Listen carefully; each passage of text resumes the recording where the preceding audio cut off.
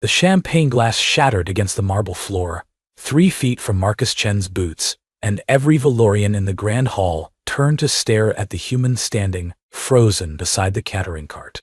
He didn't flinch. After 18 months, delivering supplies to alien nobility across the Arcturus sector, he'd learned that showing fear was worse than showing disrespect. "You dare bring Terran vintage to a royal bonding ceremony?" The speaker was tall, silver-skinned, with the characteristic luminescent eyes of the Valorian aristocracy. His ceremonial robes probably cost more than Marcus's entire ship. "Lord Varric, the vintage was specifically requested." Marcus kept his voice even. "Order confirmation 701749 Alpha, signed by the palace steward. The palace steward serves the bride. The bride no longer has authority here." Marcus glanced toward the elevated platform at the center of the hall, where the ceremony had apparently ground to a halt. A female Valorian stood alone beneath an arch of crystallized starlight, her ceremonial gown pooling around her feet like liquid moonlight. Her intended partner, Marcus could see him at the far end of the hall, surrounded by advisors, his back deliberately turned to her. The rejection was public. Intentional. Devastating. "The 7th prince has withdrawn," someone whispered nearby. "The alliance is void." She should have expected this. The Kaveth clan never intended to honor the arrangement. Marcus watched the princess. He assumed she was a princess, given the crown of woven light hovering above her head, stand motionless as the whispers grew louder. Her hands were clasped in front of her, perfectly still, but he noticed the slight tremor in her luminescent markings. Valorians couldn't hide their emotional state entirely. Their bioluminescence betrayed them. Right now, hers was flickering like a dying star. Lord Varric stepped closer to Marcus, clearly eager to redirect his anger at the nearest acceptable target. "Remove yourself, human. Your presence contaminates this hall. I'll leave when I'm paid for the delivery." The slap came fast, Valorian reflexes far exceeding human ones. Marcus's head snapped to the side, and he tasted copper. But he didn't step back. He'd taken worse hits from cargo loaders, with faulty calibration. "You will leave," Lord Varric hissed, "or I will have you, Lord Varric." The voice was soft, but it carried across the sudden silence of the hall. The princess had descended from the platform, her gown trailing behind her like a comet's tail. "You strike an unarmed service worker at my bonding ceremony. Or rather, what was to be my bonding ceremony? Your radiance, this human has done nothing except fulfill a contract." She stopped beside Marcus, and he was struck by how small she seemed up close. Valorians were typically tall, imposing. She barely reached his shoulder. "I, on the other hand, have apparently done something so offensive that the Kaveth heir couldn't bear to complete a ritual that would have secured peace for 3 systems." The hall was deathly quiet. "Your radiance," Lord Varric tried again. "The prince's decision reflects upon the Kaveth clan's honor, not yours." His decision was made the moment he saw an opportunity to humiliate House Seravan publicly. Her voice remained calm, but her markings pulsed with barely contained light. "He waited until I stood beneath the bonding arch, until witnesses from 40 worlds had gathered, until there could be no doubt about the message being sent." She turned to look at Marcus directly for the first time. Her eyes were like captured nebulae, swirling with colors he couldn't name. He saw exhaustion there, and something else, a desperate, reckless energy. "Human.he. What is your name?" "Marcus Chen, your radiance." "Marcus Chen." She seemed to taste the syllables. "You deliver goods between worlds. You have a ship, a small one?" "The Wandering Star." How poetic. A ghost of a smile crossed her features. "Tell me, Marcus Chen, are you bound to anyone?" "Partnered. No, your radiance." "Neither am I, it seems." She glanced around the hall, at the hundreds of faces watching with varying degrees of shock, amusement, and horror. The bonding ceremony requires a partner. Any partner. The ritual does not specify species, rank, or origin, only willingness. Marcus felt the blood drain from his face as he understood where this was going. "Your Radiance, will you be my partner tonight?" The hall erupted. "You cannot be serious." Lord Varric's composure had finally cracked entirely. "A human? A common delivery worker? The ritual laws are clear." Princess Kaelin Seravan hadn't looked away from Marcus since asking her question. "I invoke my right to choose a replacement partner if my intended withdraws. The laws specify nothing about the replacement species or station. Because no one imagined the Princess of House Seravan would debase herself with, 'Choose your next words carefully, Lord Varric.'" Her voice dropped to something cold and dangerous. "The laws also specify that any who interfere with a bonding choice face exile." Marcus finally found his voice. "Your Radiance, I don't understand what you're asking me to do. Nothing scandalous, I assure you." Some of the ice left her tone when she addressed him. "The bonding ceremony is symbolic. You would stand with me beneath the arch, speak the traditional words, and share a cup of ceremonial wine. The union would be provisional, easily dissolved once the political ramifications have settled. And the political ramifications are complicated." She hesitated. "The Kaveth clan sought to humiliate House Seravan by rejecting me publicly. If I complete the ceremony with another partner, any partner, I deny them that victory. The alliance fails, yes, but the shame falls on them for breaking faith, not on me for being rejected. So I'd be a prop." Her markings flickered. "Yes. I won't pretend otherwise. You would be using your presence to shield my family from disgrace." She paused. "But you would be compensated. Generously. Enough to buy a fleet of ships larger than your wandering star." Marcus looked at her, really looked at her. Past the crown and the gown and the noble bearing, he saw the rigid tension in her shoulders. The way her hands were clenched so tightly, her knuckles had gone pale silver. The barely perceptible trembling that had nothing to do with cold.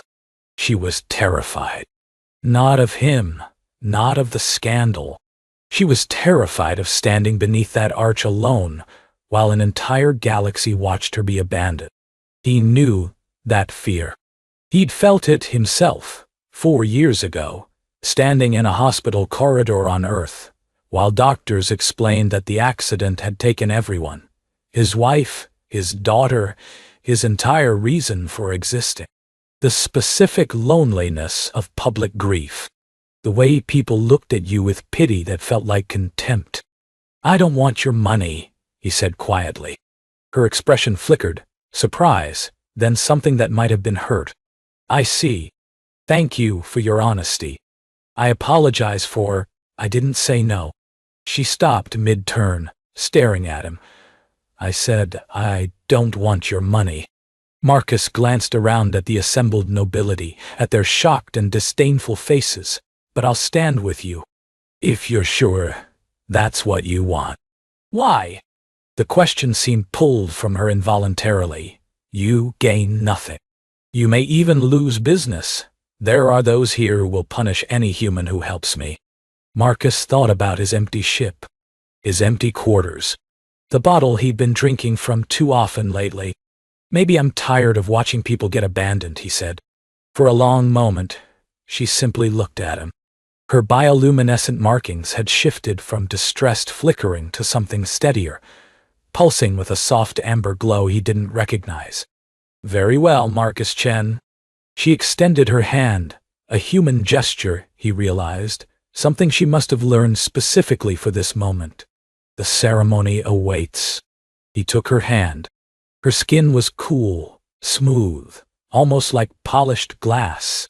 She led him toward the platform, and the crowd parted around them like they were contaminated. The ritual itself was simpler than he'd expected. "Ancient Valorian words," he repeated phonetically. their meaning explained in whispered translations. A cup of wine that tasted like starlight and regret. And throughout it all, her hand in his, neither of them letting go. When it was done, a chime rang through the hall, the official recognition of a provisional bond. Princess Kaylin Seravin was no longer alone beneath the arch. She was partnered with a human delivery worker named Marcus Chen. And from the look on the seventh prince's face, across the hall, the political implications were just beginning. 3 weeks later, Marcus still hadn't left the palace. What had been intended as a single evening had extended first into days, then into weeks, as the political situation spiraled. The Kaveth clan had responded to Kaylin's improvised solution with outrage, claiming that bonding with a human was an insult worse than rejection. House Seravin had countered that the Kaveth had no standing to criticize, having broken their oath first. Ambassadors were recalled. Trade routes were threatened. 3 minor systems had already declared neutrality in anticipation of open conflict. And through it all, Marcus had remained at the palace, ostensibly as Kaylin's provisional partner, practically as a symbol of House Seravin's defiance. He'd expected to hate it. Instead, he found himself adapting. "You're quiet today." Kaylin's voice pulled him from his thoughts. They were walking in the palace's crystal gardens, a routine they'd developed over the past weeks. It was one of the few places they could speak privately. "Thinking about Earth, do you miss it?" "I miss who I was there." He paused beside a sculpture of frozen light. "Before I started running." She was quiet for a moment. They'd shared fragments of their histories over these walks. Her childhood as the youngest of 7 siblings, always overlooked, always underestimated. His life before the accident, the family he'd built and lost. "You've stopped running now," she said finally. "You've been here for weeks. I know. It's strange." He looked at her. "I keep waiting to feel trapped." "I don't." Her markings shifted to that amber glow he'd come to recognize as something like warmth. "I am." "That you don't feel trapped." Before he could respond, a servant appeared at the garden's entrance, bowing deeply. "Your Radiance. The Council requests your presence. There have been developments."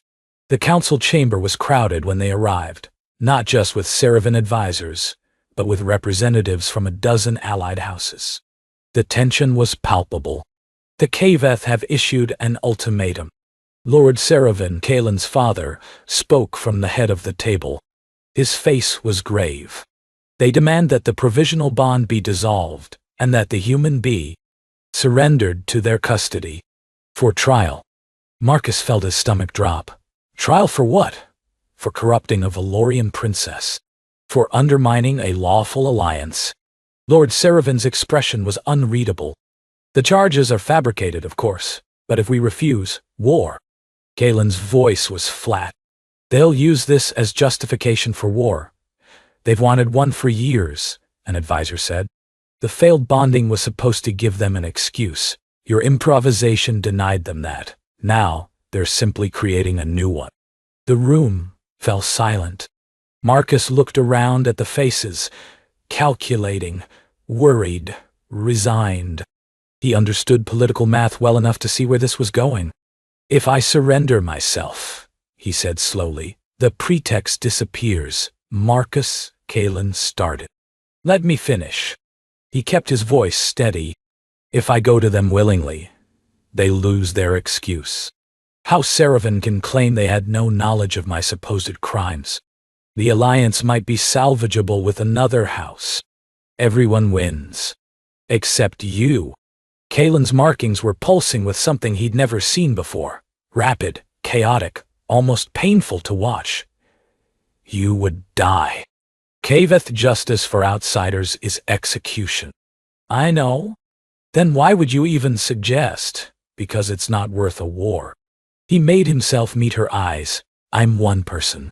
A delivery worker. A man who's been running from grief for 4 years. I'm not worth the lives that would be lost."